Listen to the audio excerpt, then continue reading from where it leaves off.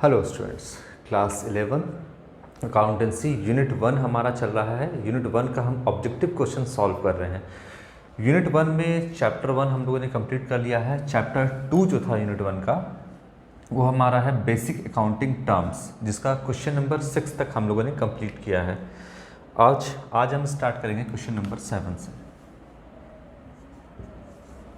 चलो देखिए, question number 7 जो है आपका कहता है ट्रांजैक्शन मीन्स। ट्रांजैक्शन का क्या मतलब होता है? ऑप्शन सीधा लिखते हैं हम। ट्रांजैक्शन का क्या मतलब होता है?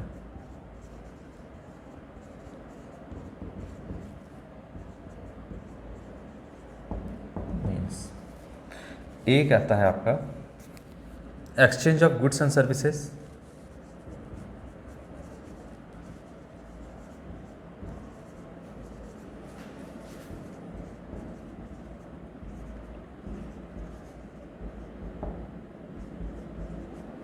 Exchange of goods and services. B कहता है आपका exchange of goods and services in terms of money.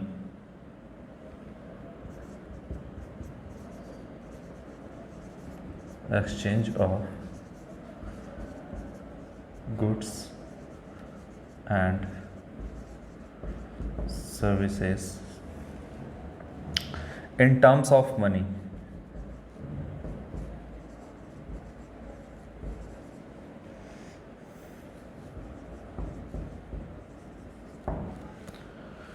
C कहता है आपका option exchange of goods and money.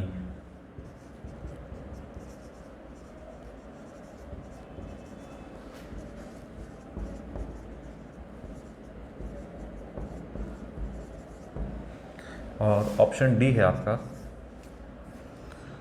Non of this.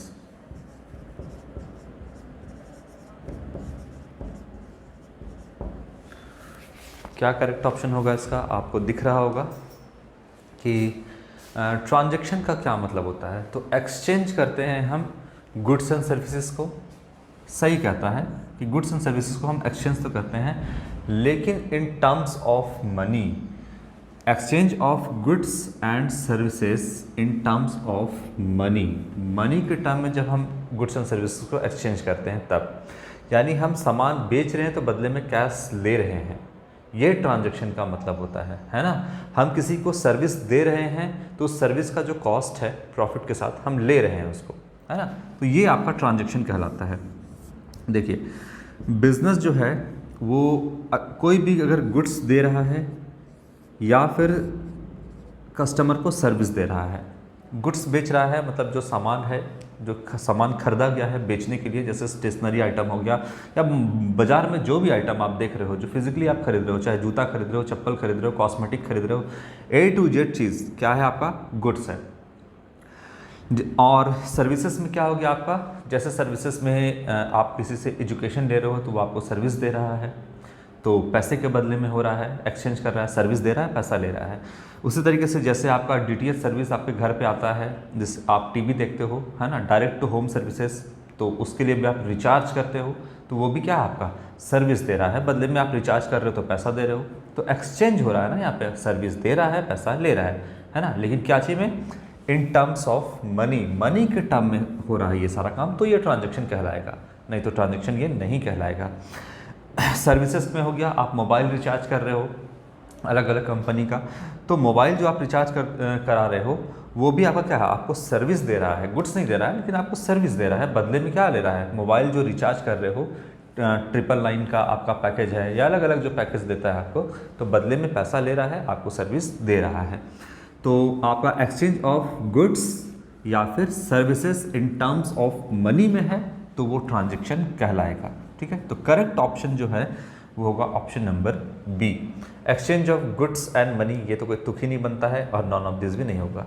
यहाँ पर गुड्स और मनी को एक्सचेंज कर रहे हैं, ये ट्रांजैक्शन नहीं है। गुड्स एंड सर्विसेज हम दे रहे हैं, बदले में पैसा ले रहे हैं, वो ट्रांजैक्शन है आपका। क्वेश्चन नंबर 7 के बाद क्वेश्चन नंबर 8।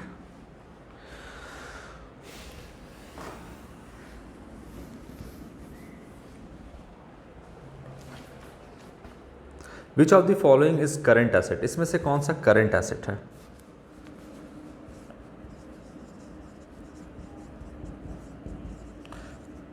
करंट एसेट में क्या आएगा आपका? ऑप्शन ए है आपका investment in 8% debenture,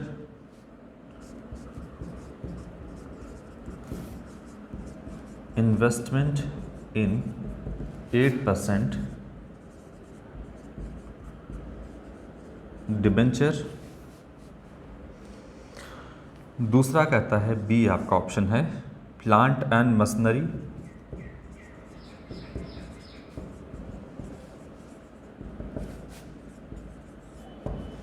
option C कहता है प्रीपेड एक्सपेंस,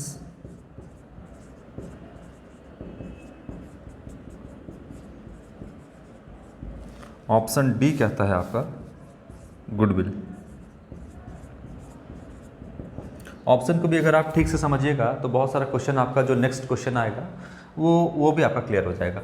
तो कहता है कि करंट एसेट क्या है? करंट एसेट हम किसे कहते हैं पहले ये जानना है। तो करंट एसेट जिसको हम 1 साल के अंदर कैश में कन्वर्ट कर सकते हैं वो आपका करंट एसेट कहलाता है। और जो 1 साल के बाद यानी 12 मंथ के बाद जिसको आप कैश में कन्वर्ट कर सकते हो वो आपका नॉन करंट एसेट या फिक्स एसेट कहलाता है। तो फिलहाल पूछता है कि करंट एसेट क्या है। आप कहता है कि आपने जो है इन्वेस्ट कर दिया 8% डिबेंचर में, है ना। इसका मतलब समझते हैं। देखिए, आप बिजनेस में पैसा पड़े रहने से कोई फ़ायदा नहीं है। आप कहीं इन्वेस्ट कर दोगे, उसका पैसा कहीं पैसा लगा दोगे, कहीं इन्वेस्ट कर दोगे तो बदले में कुछ रिटर्न मिल जाएगा, कुछ कमाई हो जाएगी, है ना। आप भी अपने घर पर अगर मान लो कि 1 लाख रुपया आपके पास कैश है, अगर आप उसको अलमीरा में बंद कर देते हो तो वो 1 लाख का 1 लाख ही रहेगा, चाहे आप उसको 10 साल के बाद भी क्यों ना निकालो, वो 1 लाख ही रहेगा। लेकिन अगर आप उसको कहीं इन्वेस्ट करते हो, कहीं लगा देते हो, इनफैक्ट आप कहीं फिक्स डिपॉजिट किसी बैंक में भी करवा देते हो तो भी आपको कुछ इंटरेस्ट की कमाई हो जाएगी, बदले में आपको कुछ रिटर्न मिलेगा और आपका पैसा इंक्रीज होगा, बढ़ेगा, है ना। तो यहाँ पर क्या किया गया है कि बिजनेस ने किसी दूसरे बिजनेस का यानी किसी कंपनी में पैसा इन्वेस्ट कर दिया है। अब कंपनी जो चलता है, कंपनी को पैसे की ज़रूरत है ना। और कंपनी अपने फंड का जो पैसे का रिक्वायरमेंट है वो 2 तरीके से जो है फुलफिल करता है।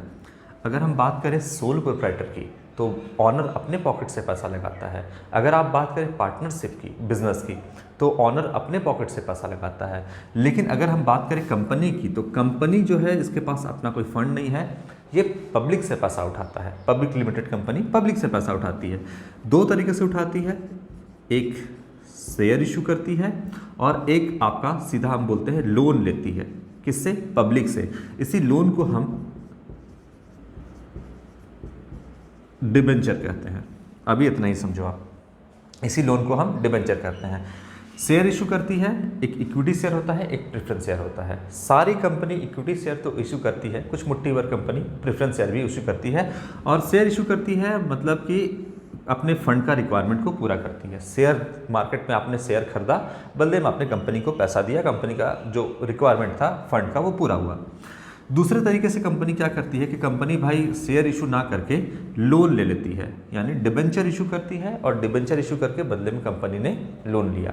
लोन जो होता है वो जनरली कंपनी 5 साल, 7 साल, 10 साल इस तरह से कंपनी लॉन्ग टर्म लोन लेती है, लंबे समय के लिए लोन लेती है। तो अब यहाँ पर देखिए क्या है, इस बिजनेस ने, मान लो बिजनेस बी ने इन्वेस्ट किया, लोन दिया कंपनी को। बिजनेस ने कंपनी को लोन दिया, यानी बिजनेस ने क्या किया, लोन दे करके इन्वेस्ट किया ताकि इंटरेस्ट मिल जाए बिजनेस को। क्या मिल जाए? इंटरेस्ट मिले बिजनेस को। ये अगर मान लो कि 1 लाख का लोन ये बिजनेस कंपनी को देता है तो बदले में इंटरेस्ट मिलेगा ना। तो इसीलिए क्या हुआ कि ये बिजनेस इसको लोन दे करके एक तरह से इन्वेस्ट किया है ना। लोन कंपनी ने लोन लिया है, लेकिन ये बिजनेस तो इन्वेस्ट किया है ना उसमें, किस लिए? तो इंटरेस्ट के लिए। तो क्या इन्वेस्टमेंट, अच्छा इन्वेस्टमेंट भी आपका एसेट होता है। इस बिजनेस में पैसा लगाया है इंटरेस्ट कमाई के लिए, रिटर्न के लिए। तो इस बिजनेस ने क्या किया है, इस बिजनेस में यानी कंपनी में इन्वेस्ट किया है। इन्वेस्टमेंट क्या होता है? एसेट है। अब कहता है कि 8% डिबेंचर जो है उसमें इन्वेस्ट किया है। 8% का मतलब हो गया ये जो रेट ऑफ इंटरेस्ट है ना, जो 1 लाख पर इंटरेस्ट मिलेगा वो 8% मिलेगा, इसलिए लिखता है 8% डिबेंचर। तो इन्वेस्ट किया है इस बिजनेस ने कंपनी में, तो ये एसेट है। और कैसा एसेट है इस कंपनी के लिए, इस बिजनेस के लिए? तो लॉन्ग टर्म है, आपका इन्वेस्टमेंट एसेट होता है, ये करंट एसेट नहीं है। ठीक है, तो इन्वेस्टमेंट एसेट है किस बिजनेस के लिए? इसके लिए, क्योंकि इसने इन्वेस्ट किया है ना। तो ये आपका इन्वेस्टमेंट जो है आपका शॉर्ट टर्म नहीं है, लॉन्ग टर्म है, इसीलिए करंट एसेट नहीं है। दूसरा आपका कहता है कि प्लांट एंड मशीनरी। अच्छा, इस बिजनेस के हिसाब से हम बात कर रहे हैं, तो प्लांट एंड मशीनरी बिजनेस को चलाने के लिए, प्रॉफिट कमाने के लिए कुछ फिक्स्ड एसेट, उसी को बोलते हैं हम नॉन करंट एसेट की ज़रूरत होती है।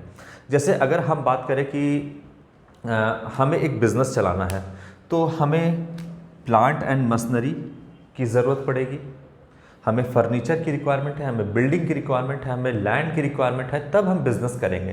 तो ये सारा जो है कंपनी के लिए फिक्स्ड एसेट होता है, इसी की मदद से हम बिज़नेस को चलाते हैं और प्रॉफिट कमाते हैं। तो ये सारा कुछ जो होता है वो फिक्स एसेट होता है, जिसे हम नॉन करंट एसेट भी कहते हैं। तो ये आपका फिक्स्ड एसेट है, ठीक है, करंट एसेट नहीं है। यहाँ पूछता है करंट एसेट। इसके बाद हम बात करते हैं गुडविल की। गुडविल के बारे में लास्ट वीडियो में मैंने समझाया था कि जो गुडविल जो होता है वो इनटैंजिबल फिक्स एसेट है, जिसको आप देख छू तो नहीं सकते हैं, इसका कोई फिजिकल एग्जिस्टेंस तो नहीं होता है, लेकिन ये बिजनेस को एक्स्ट्रा प्रॉफिट कमा के देता है, इसीलिए गुडविल को हम इनटैंजिबल फिक्स एसेट की कैटेगरी में रखते हैं। तो ये भी आपका फिक्स एसेट ही है, लेकिन इनटैंजिबल है। तो ये आपका फिक्स एसेट हो गया, ये आपका फिक्स एसेट हो गया, ये आपका फिक्स एसेट हो गया। तो बचा कौन? Prepaid expense. आपका प्रीपेड एक्सपेंस करंट एसेट है। प्रीपेड एक्सपेंस का मतलब, जैसे मान लो कि बिजनेस जो है वो रेंट पर है, बिजनेस रेंट पर है, ठीक है, और बिजनेस को हर साल रेंट पे करना पड़ता है। 12 महीने का रेंट है और 1,000 रुपये, 12 महीने का रेंट देना है और 1,000 रुपये हर महीने का रेंट है, तो 12,000 रुपये पे करना पड़ेगा। लेकिन बिजनेस ने क्या किया कि 14,000 रुपये पे कर दिया, ठीक है, कितना पे किया? 14,000 पे कर दिया, यानी 12 महीना को तो पे करना ही था। एक मिनट, ऐसे लिखते हैं, 12,000 तो पे करना ही था, बिजनेस ने 1,000 2 महीने का एक्स्ट्रा पे कर दिया, ठीक है। तो ये जो आपका 2,000 रुपये जो एक्स्ट्रा पे किया अभी इस डेट को, करना था कितना? 12,000, कर दिया कितना टोटल? 14,000 रुपये। तो 14,000 पे किया तो 2,000 रुपये एक्स्ट्रा पेड किया ना, एक्स्ट्रा पेड किया तो क्या किया? प्री का मतलब पहले ही पेड कर दिया, कितना? 2,000 रुपया पहले ही पेड कर दिया। तो इसको क्या बोलते हैं? Pre paid expense. अच्छा, अब जब नेक्स्ट ईयर आपका आएगा तो क्या इस 2 महीने का आपको रेंट पे करना पड़ेगा? नहीं पे करना पड़ेगा, क्योंकि आपने पहले ही पे कर दिया है उसे। तो ये 2,000 रुपये आपका करंट एसेट कहलाता है, ठीक है। तो यहाँ पर करंट एसेट क्या है आपका? प्रीपेड एक्सपेंस, जो आपने पहले ही, यानी प्री का मतलब पहले, पेड कर दिया। अच्छा, पहले पेड कर दिया तो आपने पैसे तो खर्च कर दिए ना, इसीलिए इसे कहते हैं प्रीपेड एक्सपेंस। लेकिन ये है क्या? ये है क्या? ये है आपका करंट एसेट है, ठीक है। चलिए, तो करेक्ट आंसर है आपका सी, करंट एसेट।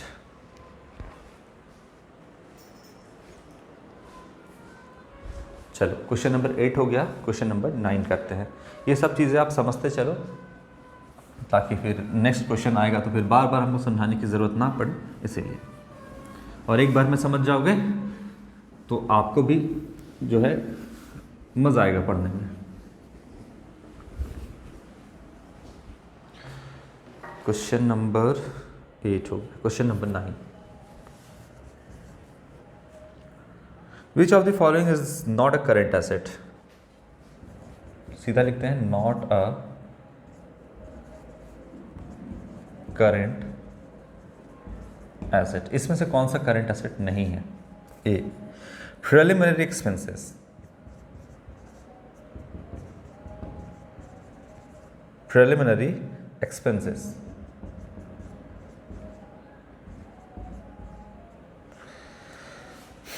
बी है बिल्स रिसीवेबल,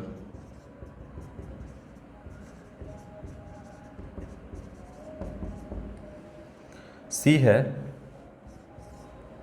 कैसेट बैंक,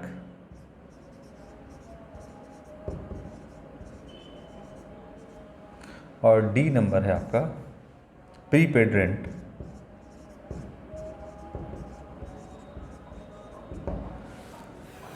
चलिए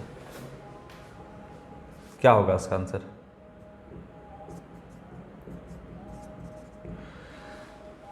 इसमें से कौन सा आपका करंट एसेट बोलता है कि नहीं है? बिल्स रिसीवेबल क्या करंट एसेट है? बिल्कुल। डेटर के पीछे, डेटर जो है वो आपका करंट एसेट है। देखिएगा ऐसे समझाते हैं, ट्रेड रिसीवेबल, इसमें इसको दो भाग में आप बांटिएगा ट्रेड रिसीवेबल को। एक हो जाएगा आपका डेटर और दूसरा होता है आपका बिल्स रिसीवेबल। ये दोनों कलेक्टिवली क्या कहलाता है? Trade receivable. और ये दोनों क्या होता है आपका? करंट एसेट होता है। ठीक है। डेटर जो है वो बिजनेस को पैसा देगा क्योंकि हमने उधार में सामान बेचा है, तो नियर फ्यूचर में डेटर पैसा देगा। तो डेटर आपका क्या है? करंट एसेट है।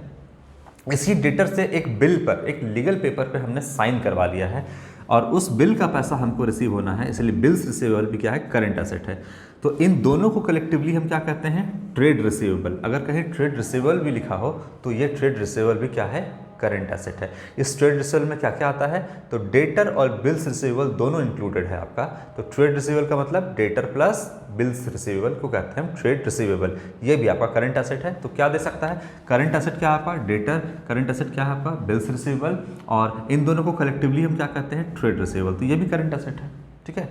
तो ये तो आपका करंट एसेट है, इसको हम टिक नहीं करते हैं, करंट एसेट है।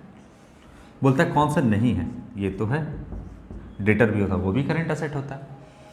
कैश एट बैंक, बिजनेस है तो जाहिर से बात है कि हर बिजनेस का कोई ना कोई बैंक अकाउंट तो होता ही है ना। और बिजनेस का जो अकाउंट होता है वो कौन सा? सेविंग होता है या करंट होता है? तो करंट होता है।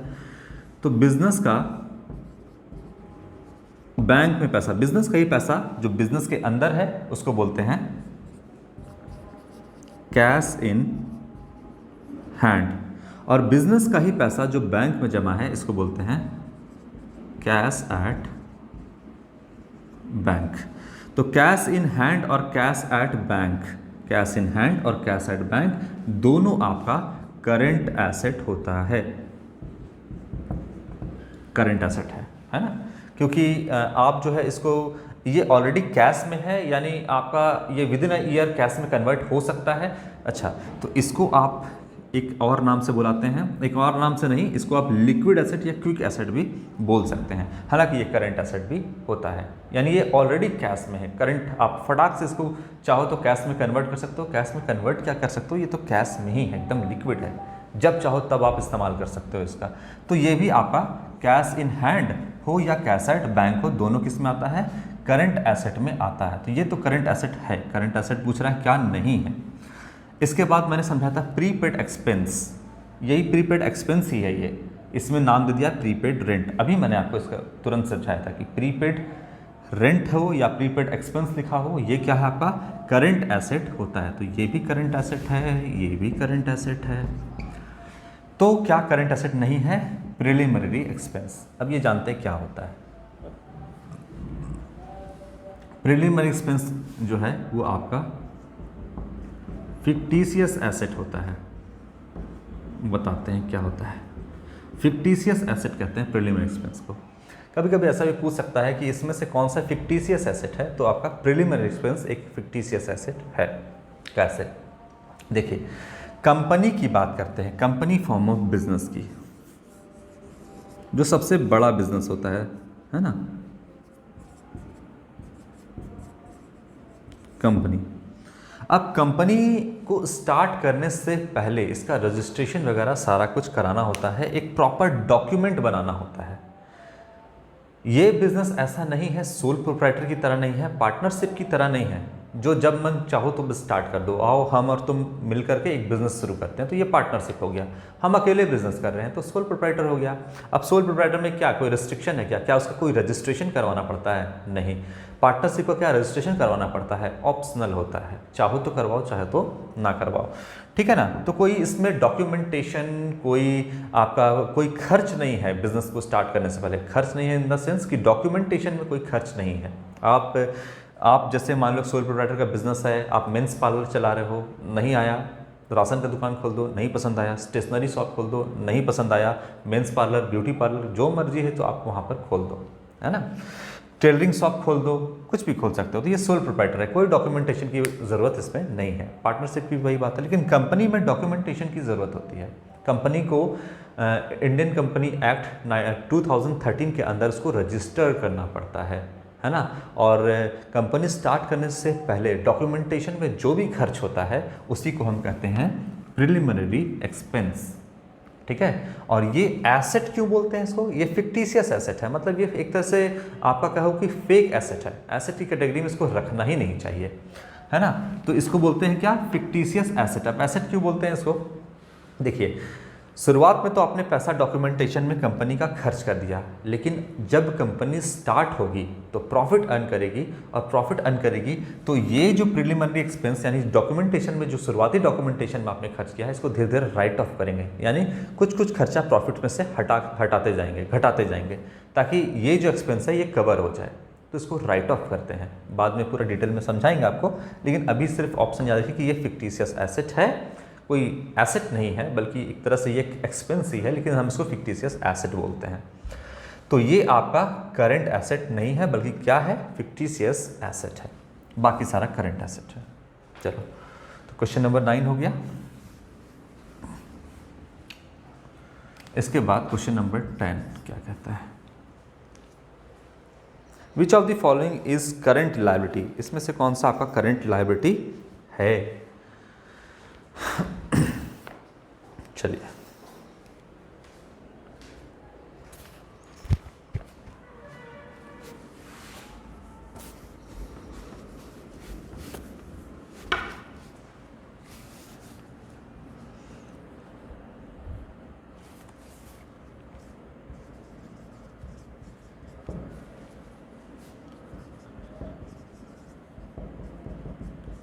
Current liability option A 8% debenture. ये 8% डिबेंचर जो है, 8% का मतलब होता है, ये 8% रेट ऑफ इंटरेस्ट है।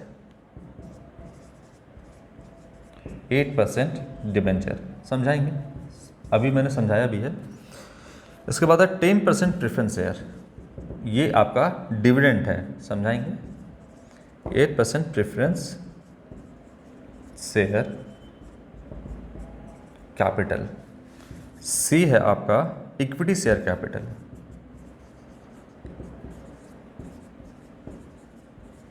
Equity share capital. और डी है आपका बैंक ओवरड्राफ्ट, बैंक ओडी भी कहते हैं, बैंक ओवरड्राफ्ट। चलो, बोलता है कि कौन सा करंट लायबिलिटी है? ऑप्शन नंबर डी करेक्ट है, बैंक ओवरड्राफ्ट। अब सारी बात को समझते हैं। डिबेंचर कंपनी के केस में ही कह रहा है ना। आपको अभी जो आप पढ़ रहे हैं वो सोल प्रोप्राइटर पढ़ रहे हैं, इसीलिए आपको 8% डिबेंचर वगैरह सुनने में थोड़ा सा अजीब लगेगा। इसके बाद क्लास 12th में हम पार्टनरशिप और कंपनी पढ़ेंगे, तो कंपनी के रिस्पेक्ट में बात किया है तो ठीक है, कोई बात नहीं। बोले ना, कंपनी दो तरीके से पैसा लेती है, एक शेयर इशू करके लेती है, एक है आपका इक्विटी शेयर, और एक है आपका प्रेफरेंस शेयर, है ना। इक्विटी शेयर और प्रेफरेंस शेयर, दो टाइप का कंपनी शेयर इशू करती है अपने पैसे को, रिक्वायरमेंट को पूरा करने के लिए। एक इक्विटी शेयर, दूसरा प्रेफरेंस शेयर, और एक है आपका डिबेंचर। 8% डिबेंचर है तो 8% लिखते हैं। डिबेंचर का मतलब कंपनी लोन लेती है। चलिए समझते हैं इसको, एक मिनट रुकिएगा।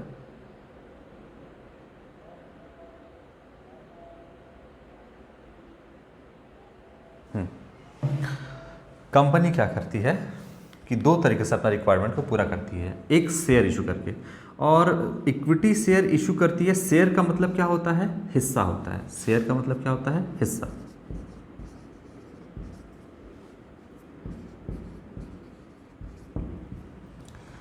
मतलब कि कंपनी ने अपने हिस्से को दिया है।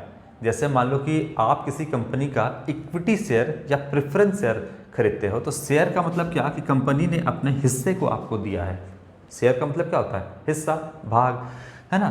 तो कंपनी ने जितना आप शेयर खरीदोगे कंपनी का, उतने से आप कंपनी के ऑनर बन जाओगे। तो अगर आपने किसी कंपनी का शेयर परचेस किया है, प्रेफरेंस शेयर या इक्विटी शेयर, दोनों में से, तो आप कंपनी के ऑनर बन गए हैं, मालिक बन गए हैं, क्योंकि आपने कंपनी का शेयर यानी हिस्सा, आपने अगर कंपनी का हिस्सा लिया है, शेयर परचेस किया है, तो आप कंपनी के ऑनर बन गए। कंपनी के ऑनर जो है वो इक्विटी शेयर होल्डर भी होते हैं। जो शेयर खरीदा है उसको शेयर होल्डर बोलते हैं। अब अगर इक्विटी शेयर आपने खरीदा है तो इक्विटी शेयर होल्डर बोलते हैं, अगर आपने प्रेफरेंस शेयर खरीदा है तो उसे प्रेफरेंस शेयर कहते हैं, प्रेफरेंस शेयर होल्डर कहते हैं। और दोनों कंपनी के ऑनर होते हैं, मालिक होते हैं। लेकिन जो ट्रू ऑनर है वो इक्विटी शेयर होल्डर होते हैं। कैसे होते हैं बाद में समझाएंगे। अभी सारी बातें करेंगे तो पता चला कि कंपनी की बात करने लग गए हैं और ऑब्जेक्टिव क्वेश्चन हमारा रह गया। तो ये हो गया आपका। इसके थ्रू कंपनी के पास क्या आया? फंड का रिक्वायरमेंट पूरा हुआ। दूसरा, कंपनी लोन लेती है, तो लोन ले रही है तो कंपनी के पास पैसा तो आ रहा है ना लोन के थ्रू। 8% का मतलब जिसने लोन लिया है ना। जैसे मान लो कि हम किसी कंपनी का डिबेंचर खरीदें, यानी हमने कंपनी को लोन दिया, है ना। ये बंदा मान लो कंपनी का डिबेंचर खरीदा, तो बदले में कंपनी को क्या दिया? लोन दिया। तो बदले में से क्या मिलेगा? इंटरेस्ट मिलेगा। अब 8% डिबेंचर का मतलब इसको कितना रेट ऑफ इंटरेस्ट मिलेगा लोन पे? 8% का इसको इंटरेस्ट मिलेगा। कंपनी को 8% का इंटरेस्ट पे करना पड़ेगा, ठीक है। तो 8% डिबेंचर, यानी कंपनी ने लोन लिया है, तो लोन जो कंपनी का लेता है डिबेंचर के थ्रू, जो कंपनी लोन लेती है वो 1 साल 2 साल के लिए नहीं, 5 साल 7 साल 8 साल 10 साल के लिए, इस तरीके से कंपनी लोन लेती है। तो ये अगर कंपनी ने यानी बिजनेस ने लोन लिया है तो ये कैसा है? नॉन करेंट लायबिलिटी है, यानी आपका ये लॉन्ग टर्म लायबिलिटी है, ठीक है। करंट लायबिलिटी नहीं है, ठीक है। फिक्स लायबिलिटी है आपका, लॉन्ग टर्म लायबिलिटी है। तो करंट लायबिलिटी तो नहीं है ये डिबेंचर। कंपनी ने जो लोन लिया है वो लंबे समय के लिए लिया है। प्रेफरेंस शेयर कैपिटल और है इक्विटी शेयर कैपिटल। देखिए यही है इक्विटी शेयर और प्रेफरेंस शेयर। कंपनी ने अपने हिस्से को दिया है, तो ऑनर जो है उसने कंपनी में पैसा लगाया है, तो ये आपका कंपनी का क्या कहता है? कैपिटल जो होता है। देखिए यहाँ भी कैपिटल है, यहाँ भी कैपिटल है। ऑनर ने अगर पैसा लगाया तो उसे हम कैपिटल कहते हैं। और कैपिटल क्या है? इंटरनल लायबिलिटी होता है, करंट लायबिलिटी नहीं होता है आपका, ठीक है। तो ये दोनों आपका इंटरनल लायबिलिटी है, और ये जो है आपका कंपनी में जाकर के ये सारा फिक्स हो गया, ठीक है। और क्या बताएं आपको, आगे में फिर और भी बातें हो सकती हैं कि आप जो है इस शेयर को बेच भी सकते हैं किसी दूसरे पर्सन में। इजीली ट्रांसफरेबल होता है पब्लिक लिमिटेड कंपनी में, इजीली ट्रांसफर। आपको अगर कंपनी का ऑनर रहने का मन नहीं है तो आप किसी दूसरे को शेयर बेच दो तो वो कंपनी का ऑनर बन गया। लेकिन ये सारा कैपिटल कंपनी में फिक्स हो जाता है, चाहे प्रेफरेंस हो चाहे आपका इक्विटी हो। तो लंबे समय के लिए ये कैपिटल आपका फिक्स हो गया कंपनी में, है ना, ठीक है। तो ये इंटरनल लायबिलिटी है। करंट लायबिलिटी क्या है आपका? Bank overdraft. बैंक ओवरड्राफ्ट किसे कहते हैं? आप किसी कस्टमर को, जो बहुत रेपुटेड कस्टमर होते हैं, वो अपने बैंक से जितना उनका बैंक बैलेंस है उससे ज़्यादा भी पैसा निकाल सकते हैं। जैसे मान लो कि कोई बिजनेस का बैंक जो है, बैंक में 10,000 रुपया बैलेंस है, 10,000 रुपये है, लेकिन 10,000 कंपनी को या बिजनेस को और पैसे की रिक्वायरमेंट है, तो बिजनेस ने क्या किया? 20,000 रुपये निकाल लिया। तो 10,000 तो अपना ही निकाला, बाकी 10,000 जो एक्स्ट्रा निकाला, कितना निकाला? 10,000 अपना निकाला और 10,000 और एक्स्ट्रा। किसी कस्टमर को ये फैसिलिटी होता है। तो ये 10,000 जो एक्स्ट्रा निकाल लिया, है ना, बैलेंस तो था नहीं, लेकिन फिर भी बैंक की फैसिलिटी दी कि आप ओवरड्राफ्ट यानी ज़्यादा पैसा निकाल सकते हो।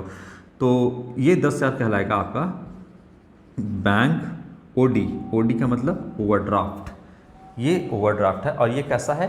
तो करंट लायबिलिटी कहलाता है। आपने ज़्यादा पैसा निकाल लिया तो बैंक को पे करना पड़ेगा ना आपको नियर फ्यूचर में इंटरेस्ट के साथ। तो ये बैंक ओडी यानी बैंक ओवरड्राफ्ट है, जो कि करंट लायबिलिटी है। करंट लायबिलिटी आपका बैंक ओवरड्राफ्ट है। क्वेश्चन नंबर 10 यहाँ कंप्लीट है। ठीक है, तो क्वेश्चन नंबर 10 के बाद क्वेश्चन नंबर 11 हम नेक्स्ट वीडियो में कंटिन्यू करेंगे। Thank you.